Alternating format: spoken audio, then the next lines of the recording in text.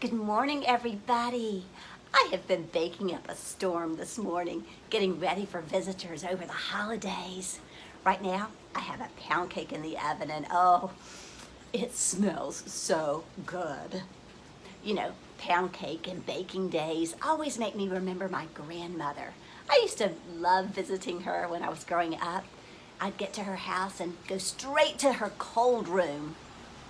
You guys probably don't know what a cold room is.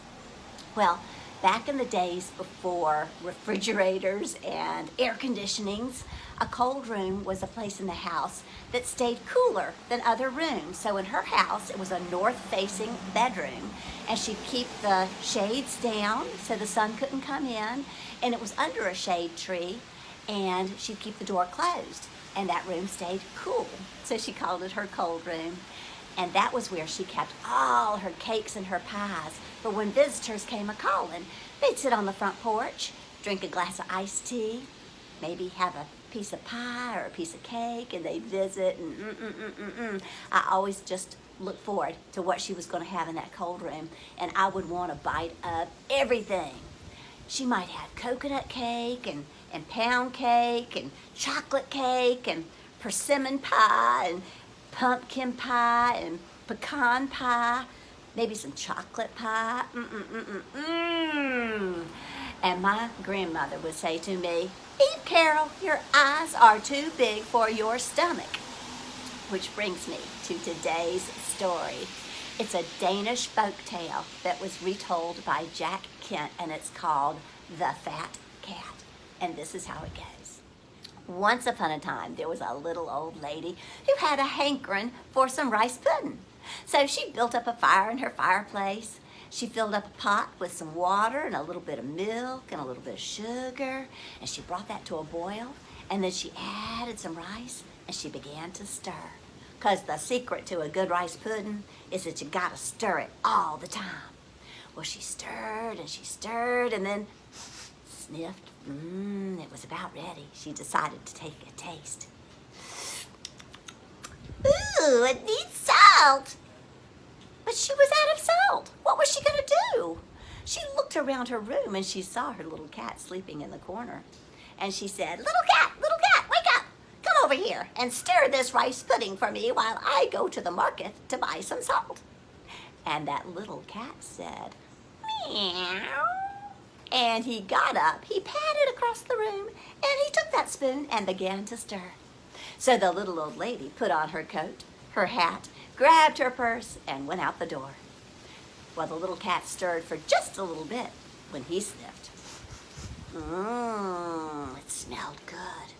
Meow, I think I'll take a taste too. And that little cat took a taste. Delicious!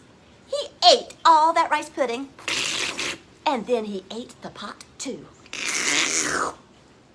And he sat down to sleep by the fire.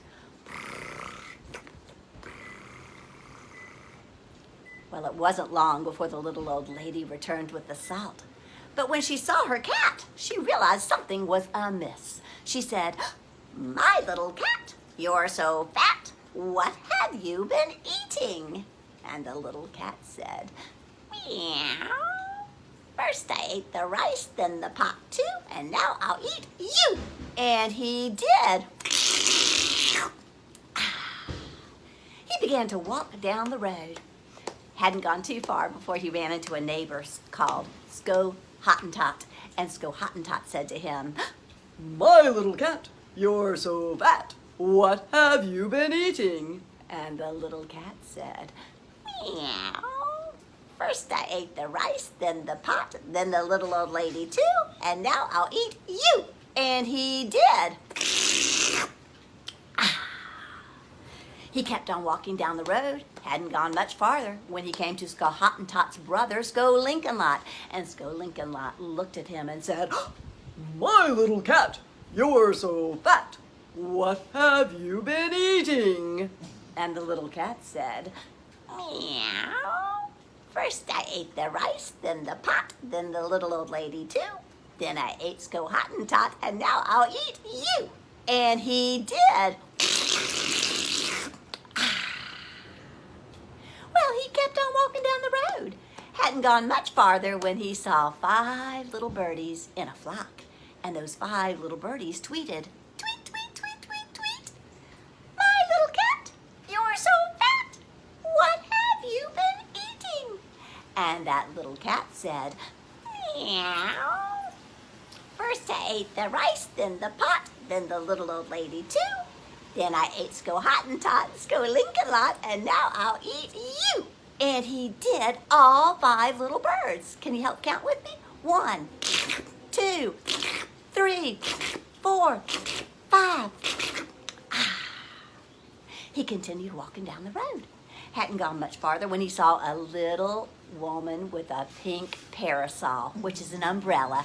And that little lady said to him, My little cat, you're so fat. What have you been eating? And that little cat said, meow. First I ate the rice, then the pot, then the little old lady too.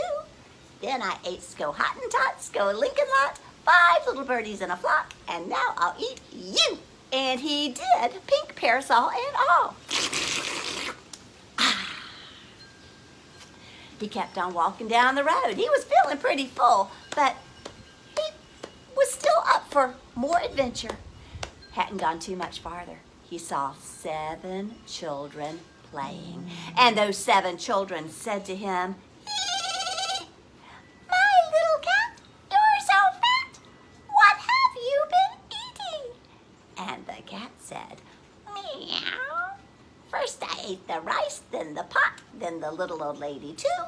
Then I ate Sko Hottentot, Sko Lincoln-Lot, 5 little birdies in a flock, a lady with a pink parasol, and now I'll eat you. And he did all 7. Count again with me. 1, 2, 3, 4, 5, 6, 7. He kept on walking down the road. He was almost back to his house now. But he ran into a preacher man with a crooked walking stick. And that preacher man said to him, My little cat, you're so fat. What have you been eating? And that cat said, meow. First I ate the rice, then the pot, then the little old lady too. Then I ate Sko Hottentot, Sko Lincoln-Lot, 5 little birdies in a flock, a lady with a pink parasol, 7 children playing, and now I'll eat you. And he did, crooked walking staff and all. Well, he walked on down the road, and suddenly he was back at his own house. But when he looked at his house, the door to the front door was so small. He didn't think he could fit through it. And so he lay down on that front step and started to wash himself.